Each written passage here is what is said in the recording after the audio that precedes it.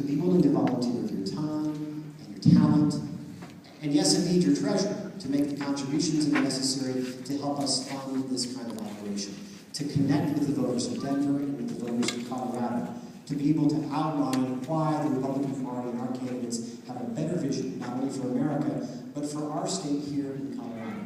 We've seen the difference that a Republican-controlled state house can have. Even a narrow one-seat majority has made all the difference in the world. Frank McNulty, as the Speaker of the House, has been a backstop for business, has been able to kill and stop attempts by Democrats to raise taxes and impose onerous regulations that stifle businesses and create less opportunities for our entrepreneurs. And that's really what this election is going to be all about.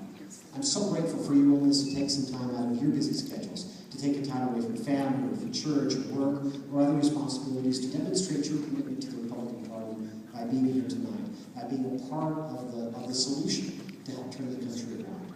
Thanks very much. I'd like to now recognize and hope you'll join me in welcoming our Secretary of State, Scott Gessler.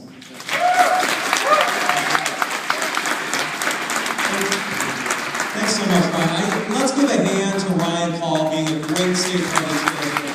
And he just got a super job. You know, being a state party chair is hard, unheralded work. You spend a lot of time away from your family. You spend a lot of time begging people for money and help. You spend a lot of time just begging. And I think he's doing a great job. So I really appreciate that. And let me say I appreciate you all. It's good to be among the Denver Republicans. When I go to other parts of the state, sometimes people will tease me about being Denver. And what I say to them is, look, it's easy to be a Republican in El Paso County. And it's easy to be a Republican in Douglas. It's not so easy to be a Republican in Denver. And I remind people that every Republican vote in Denver is worth just as much as a Republican vote anywhere else in the state. So you all being here and doing something makes a heck of a lot of difference. So I got into, I decided to run for Secretary of State. I've been an attorney for a while doing election law, and, seen some good and seen some bad. So I'm going to tell a story, and I know some of you have heard this, but I love telling the story. If you look back in 2000, the Florida election everyone looked at, Bush versus Al Gore, and that really sort of increased the profile of election officials. But one of the states that same election people didn't look at as much is Missouri, or Missouri, if you're from like central Missouri. If you're from St. Louis, it's Missouri. And on election day in the year 2000, I know, how many people have heard this story? Just give me a few hands, not many. Well, on election day in Missouri, there was a guy named John Odom, and he showed up in court and said, hey, the lines are too long in Missouri for me to be able to vote. We have to keep the polls open late at night because the lines are too long. And the problem with John Odom's lawsuit, the problem that he had when he filed that lawsuit is he was dead. He had been dead for about a year and a half. But apparently in St. Louis, that doesn't stop you from filing a lawsuit. And in fact, it doesn't even stop you from winning your lawsuit, because he got a court order that day from the court saying, we've got to keep the lines open because John Odom had to wait in line. And even though the court didn't really know he was dead, they still took his word for it, I guess. And sure enough, within an hour of that court ruling, all of a sudden there were these robocalls from the Democratic Party telling people that the polls were open late. I mean, this was a very well-planned scheme that they had. And eventually the Court of Appeals overturned it later that night, but a lot of the polls stayed open late. So St. Louis has a history of hanky-panky in elections, shall I say. So they did an analysis afterwards. And sure enough, they found ineligible voters who had voted, people who had moved away, and people who had, shall we say, moved on to the other side, dead voters. And you may not know this, but in the year 2000, in the Senate campaign in Missouri, there was a candidate, the Democratic candidate, who tragically, he had died in an airplane crash a month before the election. But his name, Carnahan, his name was still on the ballot. And so when you put it all together, in St. Louis in 2000, you saw the zombie election. It was where a dead person filed a lawsuit so dead people could vote for a dead candidate. And I'm here to tell you the dead candidate won. Absolutely true story. And I think this is why I'm involved, and I appreciate you all being involved. involved because one of the things we're trying to make sure is that elections in the state of Colorado are run with integrity and that are run properly, and that we don't have Missouris on our hand. And that's what I've been fighting for. And one of the things I've talked about is how I think this is an opportunity to demonstrate conservative principles in action. I mean, when I ran for office, I talked about conservative principles, and we've governed in a conservative way. And this is, I think, why the Democrats have just been so angry about it, is that we're like succeeding. I mean, conservative principles work, and they don't like that. So what does that mean? Well, you know, part of what my office does is business stuff, business filings, registrations. We've rolled out more products in the last year than they have in the last 4 years.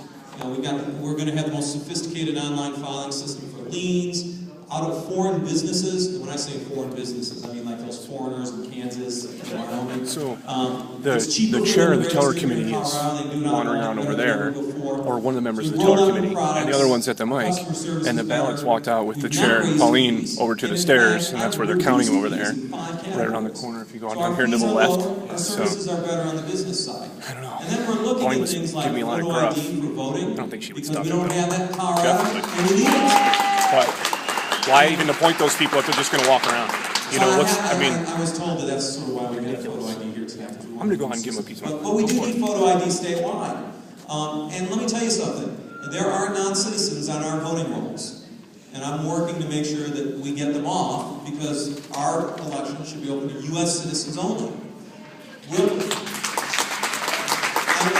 launch the largest voter registration drive in the history of Colorado in about 2 months when we talk about registering people to vote. We're going to do that. We've got freer campaign speech now than in Colorado since we passed these campaign finance rules. And the reason why is because I've passed the laws in 2002, because I've passed new rules to make it easier for people to participate in elections because it's the grassroots groups that get whacked by complex campaign finance laws. So that's another change we've made. So here's the thing. Democrats don't like this. They're like really angry. And what I've learned is if you're a docile Republican, they'll pat you on the head, they'll say, good boy, everything's okay. Because that's what they like. But if you shake things up, if you challenge the status quo, their status quo, if you prove to them that their ideas are wrong and that our ideas work well, they get really mad at you. And that's what we have to deal with, I think, on a regular basis. I mean, they'll claim vote suppression without any evidence. I mean, when you look at photo ID, that's what they're claiming it about. I mean, places where there's strong photo ID, voter turnout goes up. And the reason why is people are inspired to vote. They'll claim racism. They pull the race card immediately. They say all kinds of nasty things. I mean, they've even gone so far as to claim that I'm like this animal called the honey badger. You may have heard of. And the honey badger is this animal that like kills pit vipers. So I guess that's okay if they're the pit vipers and I'm the honey badger. But my point is this, you know, as Republicans, I mean, and as Denver Republicans, I think, we got a fight on our hands because the left is willing to pull out all the stops. They're willing to be demagogues. They're willing to be angry. They're willing to make any accusation they can in the hopes that it's going to stick. And that's what we've got to fight off. And I think Chairman Cull was right. I mean, we got to focus on the big ideas, the policy issues that are going to make this country and the state a better place. So thank you for doing that as well. I mean, let me just say this about this election for the county chair. The things I heard tonight from both candidates are things I like hearing, and that is, whomever gets elected, they're going to work hard for the party. They're going to grow our party. They're going to reach out and do good things so that we can win in November. I think I heard that from both candidates. And what I'm going to ask from you all, I'm going to ask from everyone here, is that you make a commitment. And I know these meetings are hot. They can sometimes be boring. I know I'm supposed to be the entertainment while they're counting votes. So I get up. And it's not that good entertainment. I understand that. But here's the thing. I'm going to ask that you all make the commitment, no matter who wins tonight, no matter what happens the next week, make the commitment that you're going to be involved as a Republican in Denver to get Republicans and unaffiliates and maybe even some rational Democrats to get those people to vote for our presidential candidate, for our University of Colorado Regent candidate, for our state house, our state senate candidates, up and down the line, because that's what we need if we're going to turn this state around. That's what we're going to need if we're going to turn this country around. I mean, it's taken a lot of years. We've headed into this mess for a while, and I know oftentimes Republicans have been complicit in that in the past. But that changes now. And we need to start getting out, talking about conservative principles, making the case, bringing people over to our banner, and winning these elections. Because that's how we're going to bring our state back. That's how we're going to transmit this incredible inheritance that we've got as Americans. It's how we're going to take this, make it better, and hand it off to our children by our work here today. Last thing I'll say, you look at the American Revolution, the best estimates are about a third of the colonists supported the revolution. About a third supported the Tories, the Brits. And about a third didn't really care less, but they wanted to stay out of it. And among the third who actually supported the revolution, the vast majority of them were just sort of on the sidelines going, go team, and then they go back to their farm or whatever. It was really only a small portion of people who committed their lives, their fortune, and their honor, as they said in the Declaration of Independence. It was only a small portion of people who bled and died for the revolution to give us our freedoms. That small portion today, in my view, are the people sitting in this audience. You're those people. The self-selected people who are willing to spend a Tuesday night listening to speeches, God forbid political speeches, who are willing to vote, who care enough about our country's future that you're taking your time and you're making the effort, and hopefully you'll take some of your fortune and help Chairman Call out, and our new chairman, whoever he or she may be. You're the ones who are doing it. There ain't no cavalry coming over the hill. It's us. We're the ones who got to turn around this country. It starts in Denver. It starts among the grassroots. That's who you are. That's who I am. That's what we're all about. So thank you for being here. Let's keep up the fight. Let's take it to the Democrats. Let's show them what conservative principles do, because that's what's going to turn around our country. So thank you very much. All the ballots have left the stage. And now, after that, I don't have anyone to turn the mic over to. Oh, we have Acting Chairwoman Michelle Lang. Thank you. Thank you, Scott. As always, a fun conversation. If I could now call Senator Hugh Fowler up, we'll be hearing from candidates tonight while we tabulate the votes. And Senator Fowler would like to speak on behalf of Mitt Romney. And we've also invited the Ron Paul folks to speak on behalf of Ron Paul. I can't imagine. So I'm not sure who's speaking on his behalf, but please come forward. Thanks. Thank you very much. It was great seeing that young man up here and challenged to. Wasn't anybody younger than he is in the group? There he is. Great.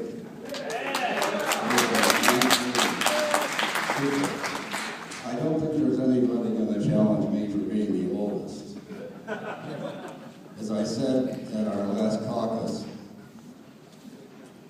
I was a block worker for Tom Dewey in 1948. Anybody meet that? So I'm at the other end of the spectrum. And between there, we have people of all ages, every kind of a demographic description that you could imagine in the Republican Party, and we're looking for a victory. I spoke in favor of Romney at the caucus, and he will be our nominee. Now, I know that you wouldn't be here if you didn't have some very strong convictions about what you think the Republican Party is all about and what you think your country is all about. You wouldn't be here. That's why you're here. But I want to tell you from my own perspective, having had several elections myself, and as a matter of fact, never having lost an election, that it's great to be a person of principle, and it's great to be identified as Mr. or Mrs. Republican in your own precinct